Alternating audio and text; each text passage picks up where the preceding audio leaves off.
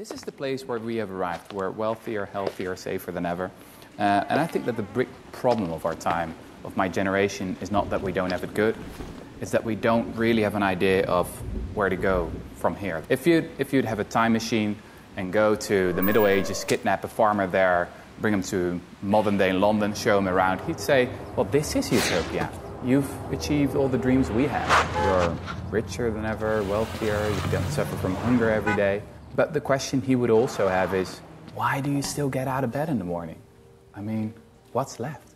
And that's indeed the question that I have. You must know I was born in 1988, so that was a year before the fall of the Berlin Wall. I mean, this was the time, you all know this book by Francis Fukuyama, right? The idea was that we had arrived at the end of history, that all that was left was technocracy, solving little problems. You know, a little bit more of economic growth, the next iPhone, the next gadget, maybe worry a little bit about the environment, but that's it. And then came 2008, the financial crash, and we just had 2016. Trump, Brexit, well, it seems history has started once again. But I think that we still have the problem that we don't really know where to go from here. My generation was taught that utopian visions are dangerous, that we had tried that in the 20th century and that we are still counting the corpses, you know, with fascism and communism. But I think we also lost something there. Every milestone of civilization was once a utopian fantasy. Just think of the end of slavery, democracy, equal rights for men and women. It was all dismissed as crazy once. So we know by studying history that ideas can and do change the world. But what are our ideas today? So what we actually need is, I think, is a new image of human nature.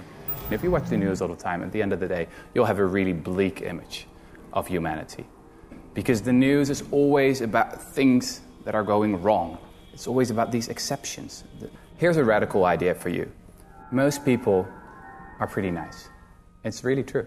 If you ask people, for example, what they would do with a basic income, about 99% say, well, I've got dreams, I've got ambitions.